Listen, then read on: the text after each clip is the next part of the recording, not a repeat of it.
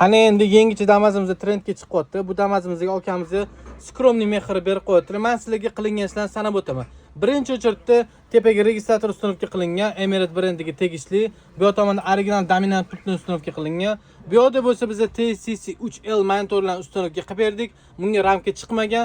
Ramka chiqmagan uchun biz chiroyli qilib o'ziga yasab ustanovka qilib berdik. Ishimizga o'zingizlar baho berasizlar. Orqa kameralarni ustanovka qilib berganmiz. Yurib ketayotganda ko'rib ketishingiz mumkin. Zadniy yurganinglarda katta obzorda ko'rsatib beradi.